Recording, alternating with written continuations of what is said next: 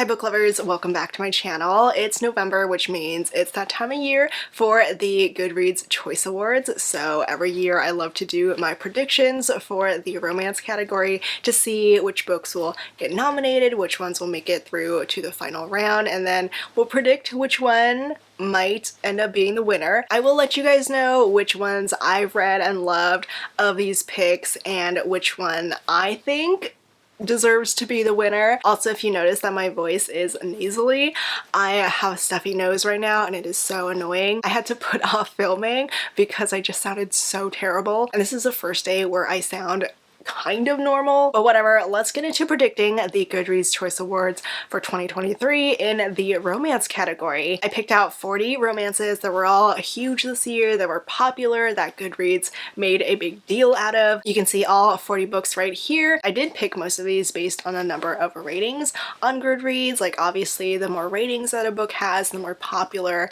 a book will be, and the more likely Goodreads will add it to their Goodreads Choice Awards. But they don't always base it off of ratings only. They do also factor in the number of want to read shelf ads. We used to be able to track the number of those on the old Goodreads website, but now that it's been updated, I couldn't really find a way to see how many people would add a book to their want to read shelves. So this year I'm basing it just off of how many ratings a book has, and then in order to be eligible, a book has to have at least a 3.5 rating or higher, which personally I think is way too low to cut off anything. But hey, it's Goodreads and they do whatever they want. Goodreads did change the voting a little bit starting last year. Like the opening round, they have their base 20, their top 20 books of that category, and then unfortunately we don't have a write-in anymore. You can't write in books, you can only choose from those 20, and then it goes straight into the final round. There are 2 voting periods, and the final round narrows the books down to the top 10 that were voted. So of these 40 books, I have to cut down half of them to 20. But if you take a look at all 40 books here, the biggest romances of 2023, we do have a couple themes here. We still have the illustrated cover trend going on. Berkeley is still dominating, but Bloom is making its way up the ladder. They've picked up a lot of big indie authors, and now that they're traditionally published, Goodreads is like, okay, you're good enough now to be in the Goodreads Choice Awards. We have quite a few big hockey romances this year, lots of small towns, cowboy romances. I tried to pick a good mix of traditionally published and indie published books, but I mean, we all know that Goodreads is going to mostly just pick the traditionally published books. Even though a lot of indie romances will have more ratings than traditionally published books, they still somehow make it into the rounds. Okay, so let's get into the opening round, the top 20 that I think are gonna make it into the Goodreads Choice Awards. Honestly, half of these are super easy to pick just because they are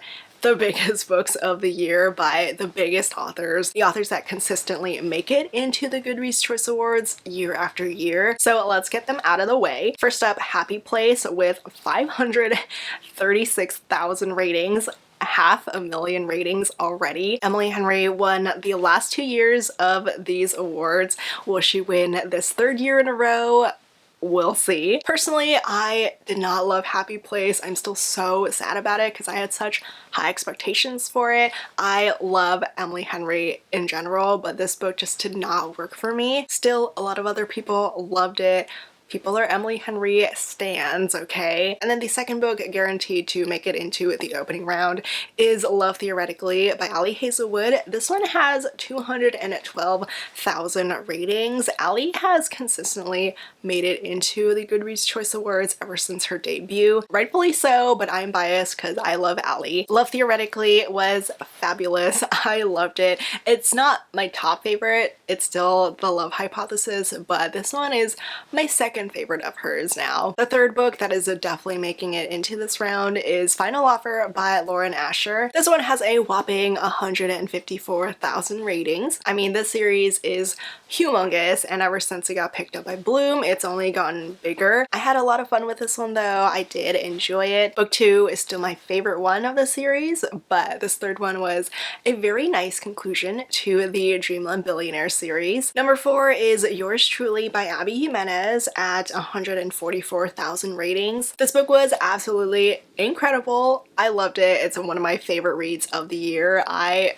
went through all the emotions reading this one. It's one of Abby Jimenez's best in my opinion. But yeah, Abby is also another huge author who so many people love and adore, and her books always seem to make it into the Goodreads Choice Awards. I don't think she's ever won yet, but she has a lot of very passionate fans. And then number 5 is Meet Me at the Lake by Carly Fortune. This one has 142,000 ratings. Carly Fortune also has been big since her debut. I have yet to like her books though. I just do not enjoy them, but hey, it seems like a lot of other people do. Her debut made it into the awards last year, and I'm sure this second book of hers will also make it into this round. Another book that I am like 90% sure is gonna make it into the opening round is The Right Move by Liz Tomforde. I'm pretty sure this is only making it because it did get picked up by a publisher. I believe it was Berkeley who picked it up, and it's going to be republished in the next year. If it was still indie, it might be a little bit more iffy to see if it would make it, but it does have 121,000 ratings, so it absolutely is one of the biggest romances of 2023. And we all know the best romance books of 2023 means the biggest and most popular romance books of 2023. If this one does not make it, then we're gonna have a problem because the numbers don't lie. Like, this book is huge. I actually loved it myself. It's another one of my favorite reads of this year. It took me by surprise because, I mean, I liked the first book, but I didn't expect to love the second one. Goodreads did talk about The Right Move though. I was surprised to see it when they were making a list of the best romances of 2023 midway through the year. They included it there, so I wouldn't be surprised to see it in the opening round. And then number 7 is a book that I DNF'd because it was so bad, but I am pretty sure it's making it onto this list even though I don't consider it a romance. The publisher and Goodreads both seem to love calling this a romance though. It is Romantic Comedy by Curtis Sittenfeld. I mean, as soon as I read this blurb and looked up the author, I pretty much knew that it was not going to be like a romance. If I were in charge of Goodreads, I would put this in the fiction category, but no, they're gonna stick it into the romance category. It is one of the biggest books of the year. It has 121,000 ratings. Why it has so many ratings, I don't really understand it. I couldn't even get through it. I just really wish this book would not show up in the romance category, not because I didn't like it, but because it shouldn't be there, but it's Goodreads, so what can you do? And then the 8th book would be Lucy Score. This is another series that is very, very popular, very beloved. I mean, I love the series too. Things We Never Got Over made it into last year's awards, so I am pretty sure we're gonna see this third and final book this year. And it also has like 117,000 ratings on Goodreads. And then for the 9th book, another author who generally makes it into the awards every year is Christina Lauren and their 2023 release, The True Love Experiment. This one doesn't have the highest number of ratings, but it's not that bad either. It has 78,000 ratings, but it's Christina Lauren. Everyone reads them, everyone adds them to their shelves, so they're definitely making it into the awards. I read this one. I liked it. I don't really have anything new to say about Christina Lauren that I haven't said a million times. Like, I've read them since the beginning, and like a lot of other early readers, I do prefer their earlier stuff compared to their newer, tamer stuff. And then number 10, the 10th book that I'm pretty sure we're gonna see make it into the awards is King of Pride by Anna Huang. I mean, Twisted Hate made it onto the awards last year, but that was after it got picked up by a publisher. And since the Kings of Sin series is with Bloom as well, I wouldn't be surprised to see it show up here. And it definitely deserves to be on this list though. Like, if you think of popular BookTok, Bookstagram, romance authors, she is up there. Her books continue to be bestsellers, so we are more than likely seeing King of Pride here. I chose King of Pride compared to both this and King of Greed, mostly just because I wanted to pick one book per author for the top 20, even though there can be 2 books by the same author in like the opening round, and it's happened before. Like last year there were 2 Colleen Hoovers. This year Colleen Hoover did not release anything, otherwise she would 100% be in this opening round. So yeah, I just went with King of Pride, the one that came out the earliest this year, the one that has the most ratings. I forgot to mention that I did read this one and I adored it. Like, Kai is my man. So these are 10 of the 20 books that I am 99% sure we're seeing in the opening round. The next 10 though, we're gonna have to do some educated guesses. And this is my chance to go through all the books that I've picked out here. I'm just gonna go in the order that I have the books here. So starting off with Black Ties and White Lies by Kat Singleton. I did not even realize how big this book blew up. I mean, I haven't read it. I've never read this author, but I've heard, you know, a lot of people talking about her. But again, I didn't realize she was that big now. Or maybe it's just this book that's really big, because it does have 42,000 ratings, which is fantastic, especially for an indie romance. Do I think this will actually show up in the opening round though? Probably not. I have all these books in numerical order based off of number of ratings, and this one is 22 out of 40. So it's in the halfway range for all these ratings, but I just don't think it has that high enough ratings to be noticed by Goodreads as an indie. Now, if it got picked up by a publisher, that might be a different story, but no, I'm pretty sure it's still indie. And then speaking of an indie book that got picked up by a publisher, next is Done and Dusted by Lila Sage. Now this one has a great chance of getting into the opening round. It has 40,000 ratings, it's with the publisher, it's got this cute little illustrated cover. So I'll add it in for now, but we'll see if I need to change things up and take it out later. I haven't read this one yet. I do own the paperback. I am actually excited to read it. Will I get to it anytime soon? We'll see. X's and O's by Amy Lee. This one I'm pretty sure is also gonna make it, just because Goodreads seems to really love this book. It doesn't have the highest number of ratings. It's only 24,000 and it's 34th out of 40 books. But Goodreads loves the fact that it's with Berkeley. It's got an illustrated cover. So that's probably enough for them to add it to the opening round. And then we have Highest Bidder by Sarah Kate. It's the 5th book in the Salacious Players Club series, which I am severely behind on. I've still only read book 1. But yes, this one came out earlier this year. It has 27,000 ratings. I mean, this series is a pretty big series, but do I think it has a chance of getting into the opening round? Probably not, even though it did get picked up by Bloom. I just don't think it's big enough to make it onto the list. And then we have Hello Stranger by Catherine Center, one of my favorite reads of 2023. This one definitely has a great chance of getting into the opening round, so I am going to move it in there. Catherine Center did make it into the awards last year. The Bodyguard is now her biggest book, so there's definitely been a lot of buzz for the book after that. Now, would I consider this one a romance?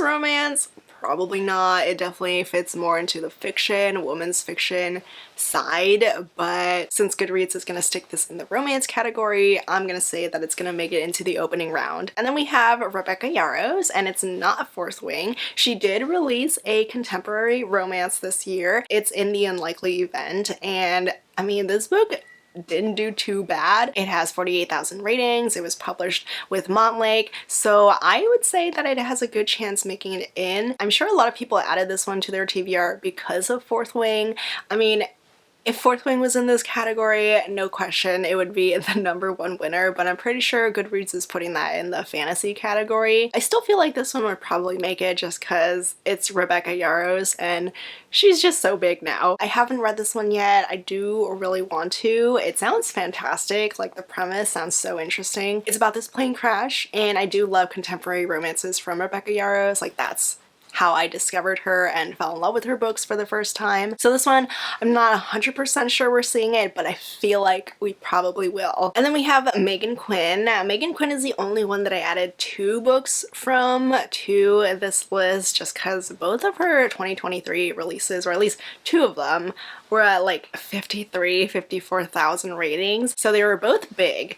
And Megan Quinn is a big author in general. Like, she always tops the Amazon charts every time she releases something, but I'm not sure she's ever made it into the awards. The only thing is that the Kane Brothers series got picked up by a publisher, so it's possible that A Long Time Coming might make it into the awards this year. Right Man, Right Time is the other Megan Quinn book that I have here, but it probably won't make it even though it has more ratings than A Long Time Coming. Still, I'm not too sure either one of them will make it into the awards. I'll just put it in the could make it but probably won't tier. And then we have Jasper Vale by Daphne Perry. This one, I mean, it's got some decent ratings, but nothing like a lot of other books in this list. I thought I would still mention it though. It's got 33,000 ratings. It's an indie book. Daphne Perry is pretty big in the indie romance world, but definitely not big enough for the Goodreads Choice Awards. Next is My Dark Romeo by Parker S. Huntington and LJ Shen. This one is pretty interesting. So it's got some decent ratings. It has 45,000 ratings. I think it's a pretty popular book talk book, and I could have sworn I heard some publishing news for Parker S. Huntington and LJ Shen, but I could be remembering wrong. There was something about canceling one book so they could write another one, probably because of a publisher thing. But of all the indie books that could make it into the awards, that could make it into the opening round, this one would definitely be one of them if Goodreads loved indie books. So I'll stick it into the could make it tier and we'll see how I feel about it after I finish up my opening round predictions. And then there's Once More with Feeling by Alyssa Sussman. Last year, her 2022 release got huge and made it into the awards, but I don't think this 2023 release is big enough to compare and to make it into the awards. And then next up is Radiant Sin by Katie Robert. Katie Robert has made it into the awards 2 times, like 2 years, both for a book in the Dark Olympus series, but I feel like we're just too deep into the series now that each book gets less and less popular, so less people are reading it, and this one only has like 27,000 ratings, so I'm gonna say this probably won't make it into the opening round, but who knows, maybe it'll surprise me. And this next book is a book that I have literally never seen or heard anyone talking about. It's called Same Time Next Summer by Annabelle Monaghan, and this one has a whopping 52,000 ratings, so it's not like no one's reading this one, but it's clearly not being read by anyone in my circle. It might have a chance of making it into the Goodreads Choice Awards though. Like, I did talk about this author's other book last year in my predictions video, but that didn't make it. But since then, that book has gotten so big, so this 2023 book might have a chance of making it. I will say this book does give off women's fiction vibes, so it does have a chance of reaching, you know, a bigger audience. So I'll put this one in the could make it tier for now. And then these next 2 books are pretty neck and neck. They both have like 40-something thousand ratings. They're both published by Berkeley. They both got these cute illustrated covers. So there's a good chance that one of them might make it into the opening round. It's The Love Wager by Lynn Painter and The Nanny by Lana Ferguson. The only thing is that it seems like a lot of people don't like The Nanny. It's got a 3.6 rating, which is pretty low, but according to Goodreads, that means it still qualifies for the Goodreads Choice Awards. But either way, it does seem like both books have a good chance of making it into the Goodreads Choice Awards. And then we have The Long Game by Elena Armas. This year, I'm a little hesitant to say Elena Armas is definitely making it again into the Goodreads Choice Awards. It's not like this book did badly or anything, it still has 22,000 ratings, but it doesn't seem to have blown up like her previous books have. That being said, there's still probably a good amount of people who added this book to their TBR, so that could balance out like the ratings versus want to reads. So I'll put this one in the could make it tier and we'll see if I want to move it into the opening round. Katerina Mara is an author who has been getting pretty big recently. She just got picked up by Bloom, and The Temporary Wife is her big book this year. It's got 34,000 ratings. Is that enough to make it into the Goodreads Choice Awards? Probably not, though being picked up by Bloom probably gives it an extra boost. I would love to see her make it onto the Goodreads Choice Awards. I will be very pleasantly surprised if she does, but I don't think she'll make it in just yet. And then Forget Me Not by Julie Soto has been talked about a lot. It does have one of the lower number of ratings here, 19,000, but So many people talked about this book, like readers and authors, so there was a lot of buzz for it, so I'm sure there's a ton of people who added it to their want to read shelves on Goodreads. So I feel like this might have a decent chance of making it into the opening round. I'll put it in the could make it tier for now. I'm just not sure it can live up to some of the bigger books in this list. And then here is Unravel Me by Becca Mack. This one is another big hockey romance of 2023. Have I read it? No. Have I read this author? No. The whole series has done amazing on TikTok. The whole series has incredible numbers, but I don't really think that Goodreads cares too much about that. There's definitely an even bigger indie hockey romance that I have here that I haven't gone to yet, so between the two, this one probably won't make it. And then The 7-Year Slip by Ashley Poston. This one is kind of in the same realm as The Nanny and The Love Wager. It's got the same number of ratings, like about the same number. It's also published by Berkeley, so I'm not gonna be too surprised if I do end up seeing it in the Goodreads Choice Awards for the opening round, but for me, I just don't think it has what it takes to actually make it. Now, Wildfire by Hannah Grace most likely is gonna make it into the opening round. It came out a month ago and it already has 53,000 ratings. I mean, the first book, Icebreaker, went insanely viral. So this one definitely had a lot of hype leading up to it. I do feel like this one will make it into the opening round. If it doesn't, I will be shocked. Personally, I like this one more than Icebreaker, so I wouldn't be too mad if it did make it. Tessa Bailey is a repeat author that I do think will make it another year into the Goodreads Choice Awards.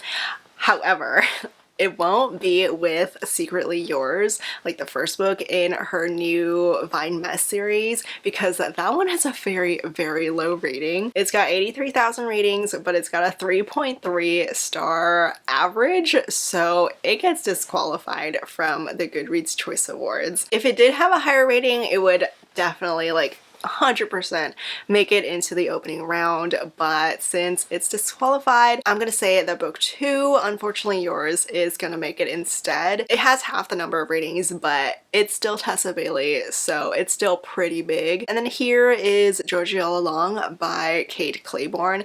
This one I added because it was part of Book of the Month, and Book of the Month has a humongous influence on the Goodreads Choice Awards. If a book made it into one of the boxes for Book of the Month, it will probably eventually show up on the Goodreads Choice Awards, so I do think this one will show up. I mean, it still did pretty well. It's got 42,000 ratings, but that Book of the Month exposure will just boost it into the opening round. I haven't read this one, but I do really want to. I'm gonna say yes for now, and then we'll move it around if I feel differently at the end of this tier list. Another big indie sports romance of 2023 was Hail Mary by Candy Steiner. The series did well on BookTok, this book did well in general, but I'm probably gonna have to pass on this one. I mean, I still adore the book, but it's probably not going to show up in the opening round. And then we have yet another viral sports romance, a viral hockey romance. This one I actually have never really seen, but it's still got 50,000 ratings, so people are reading it, people are talking about it. It's called Behind the Net